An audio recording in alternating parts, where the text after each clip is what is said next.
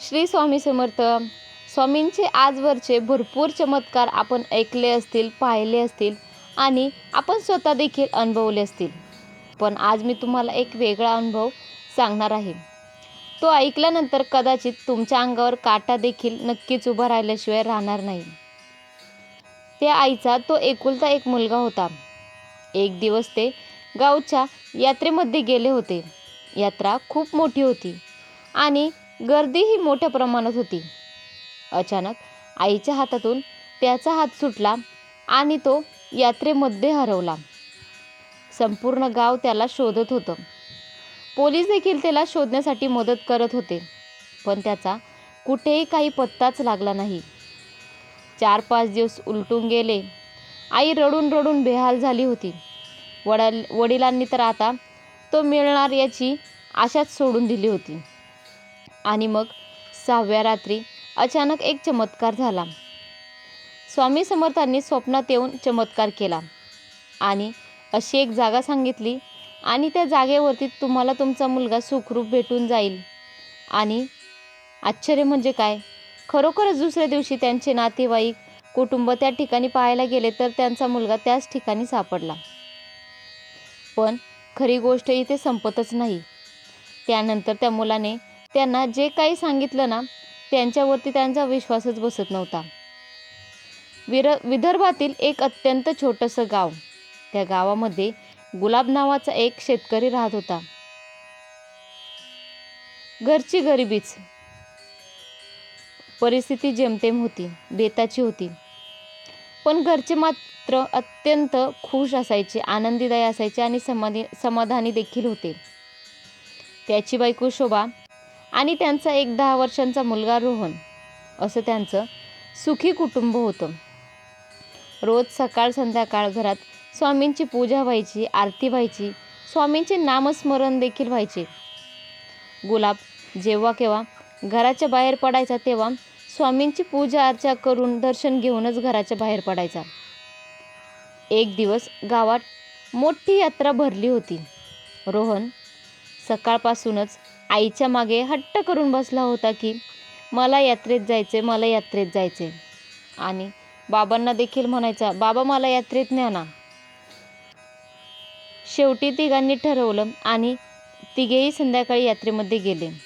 यात्रा खूप मोठी होती.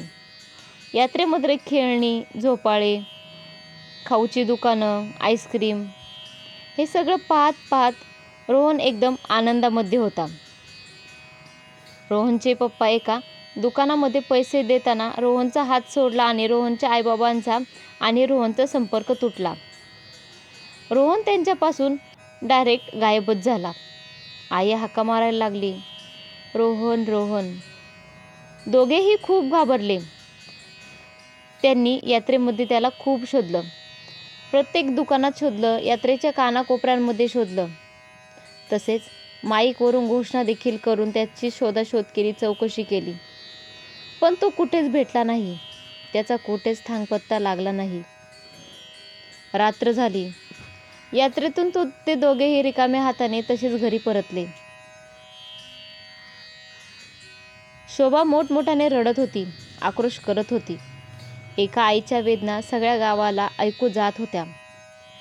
मोठ्याने बोलत होती, माझं लेकरू कुठे असेल, काय करत असेल, जेवला असेल का तो, त्याला कशाची भीती तर वाटत नसेल ना, सुखरूप असेल ना माझं लेकरू. अख्खी रात्र त्यांच्या घरी कोणीच झोपलं नाही. दुसरा दिवस उजडला.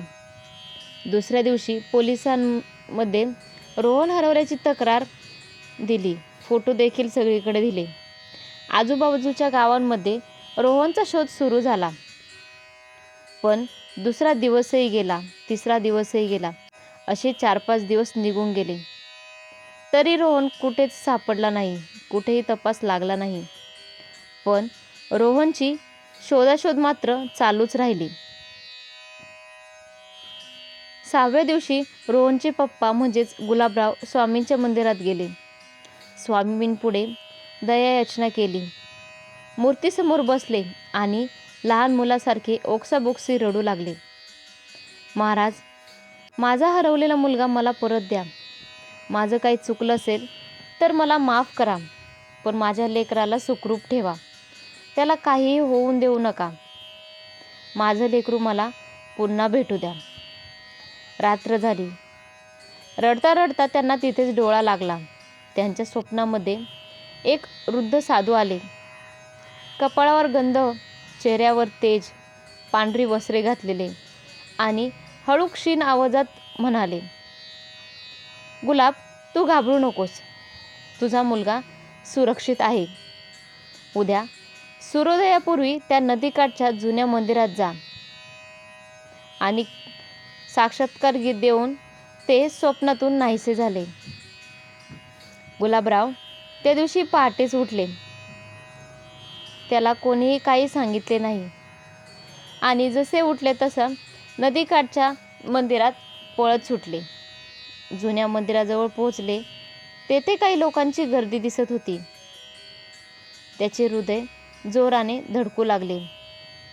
त्या माणसाच्या गर्दीतून वाट काढत काढत गुलाबराव पुढे गेले आणि पाहतात तर काय, त्या ठिकाणी रोहन अगदी खुशीमध्ये मांडी घालून मंदिरामध्ये बसला होता.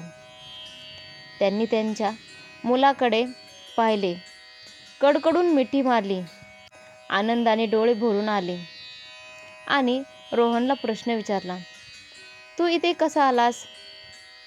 रोहन हळू आवाजातच उत्तर देत म्हणाला, मी जेव्हा हरवलं तेव्हा मला खूप भीती वाटली. मी 4-5 दिवस इकडे तिकडे काढले. काल एक अचानक आजोबा भेटले. पांढरे वस्त्रे घातली होती.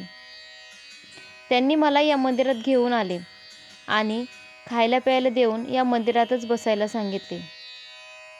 एवढं सांगून ते कुठे गेले माहीत नाही. रोहनच्या बाबांचे वर्णन करत होता.